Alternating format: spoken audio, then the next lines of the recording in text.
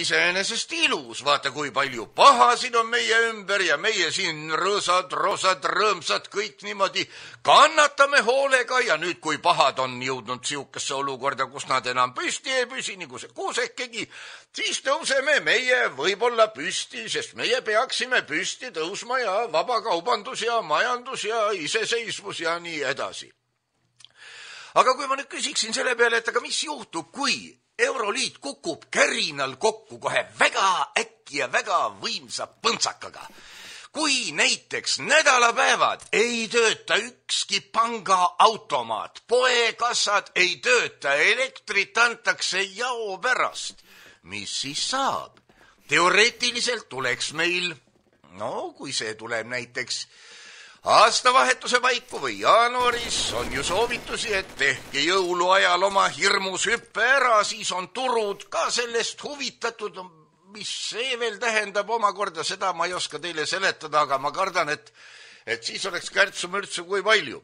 Aga tõepoolest, kui nüüd aastavahetusel juhtub nii, et elektrit ka ei ole, saab jao pärast ja nii edasi. Mis siis saab?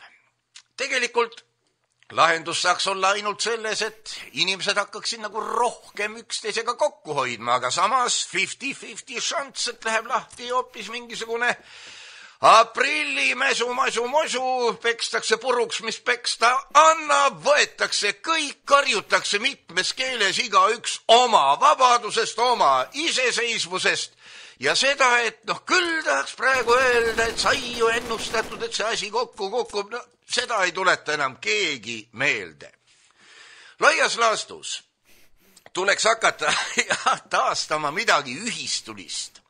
Mingisuguseid grupeeringuid, hea küll, korteriühistud meil on, seda me teame ka kõik, et korteriühistu juhtkond, need on need pätid ja kaabakad, reeglina on niimoodi olnud, revisjonikomisjon on hea ja õige, nimetame nad vastupidi ümber, paneme revisjonikomisjoni siis juhatuseks, juhatuse revisjonikomisjoniks, olukord täpselt sama, juhatus on loll, siga ja süüdi ja revisjonikomisjon võib tõestada, kuidas nemad seda teist ja kolmandat.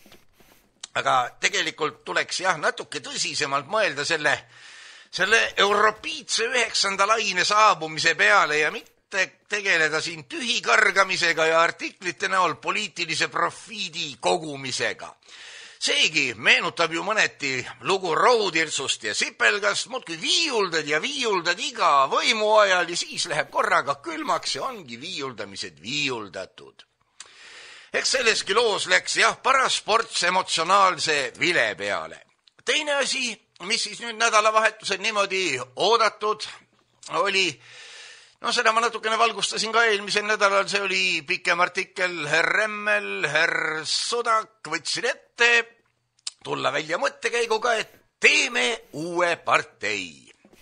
Umbes nagu meil parteidest kohe krooniline puudus oleks, aga heakene küll, võib-olla ise tehtud, hästi tehtud ja siin on siis